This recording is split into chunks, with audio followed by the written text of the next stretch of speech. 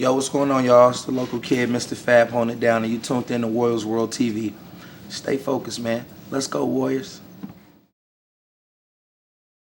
You're the GM, and you had the power to do whatever you wanted to make the team better. What would you do? Well, I would get a coach that the players can confide in, the players can feel like.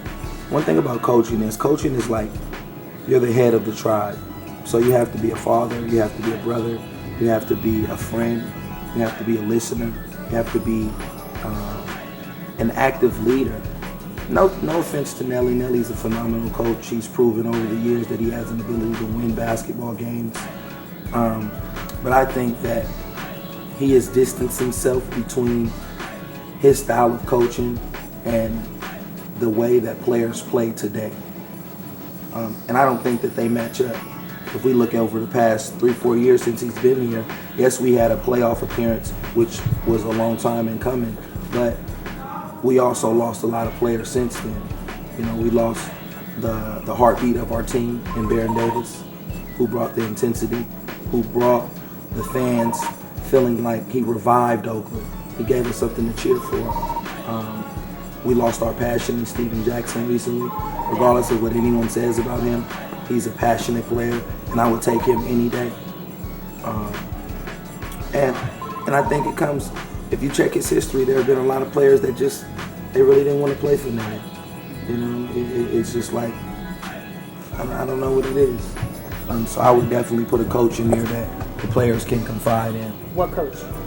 What coach would I pick? Yeah. I would go get Avery Johnson. You would? Yeah, Avery Johnson's a former Warrior. Mm-hmm. He's shown an ability to win.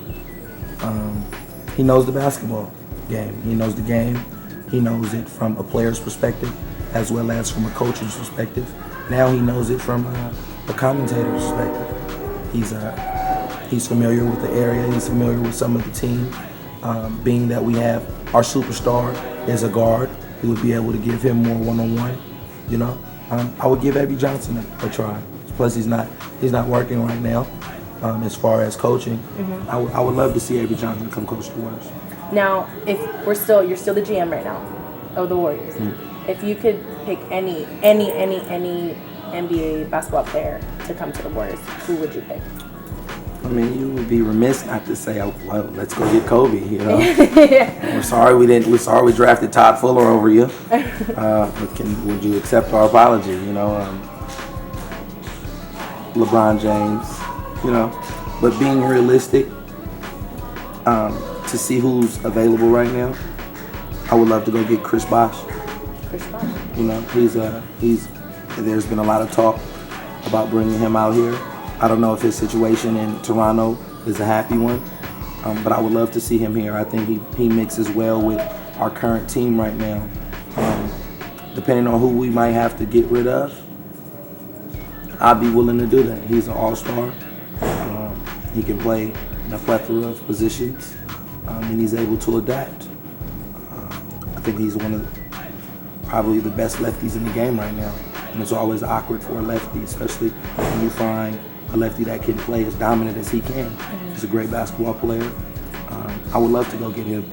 I think him, Curry, and Ellis, that would be a wonderful tandem. It would be cool. I mean, I would have loved to go get Amari in the offseason. We had an ability to go get Amari Stoudemire. Yeah. Unfortunately, we didn't.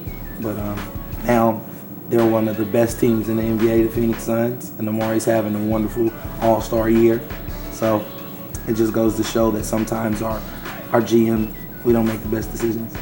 But you just spoke like a true GM right now. I kind of agree with what you were talking about. I saw that. I kind of saw that. Okay, if the Warriors got to the championship, and I want you to complete this sentence. If the Warriors went to the championship and they won, you will go crazy.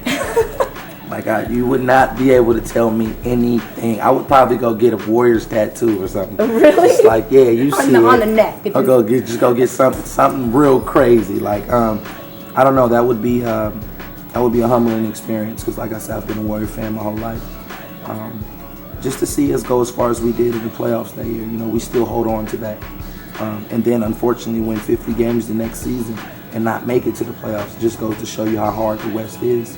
The West Division it's a very tough division for sports.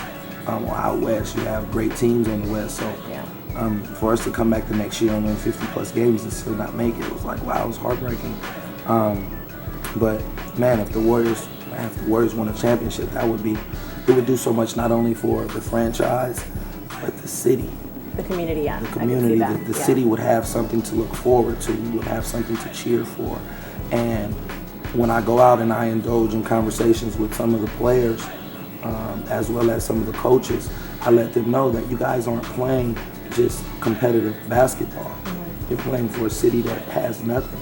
Mm-hmm. You're playing for a city that has been given up on or has been given a bad name and a bad rap. And stereotypically, a city that is looked upon as a failure city. And there's so much culture here, there's so much history here. Oakland is a historical spot. And those players out there, they have to play with that passion to be in a resemblance of what we are as a community. Well, I hope you liked that episode. Special shout outs to, of course, Everton Jones for hosting this interview and Oaklandish. This is WarriorsWorld TV. See you next time.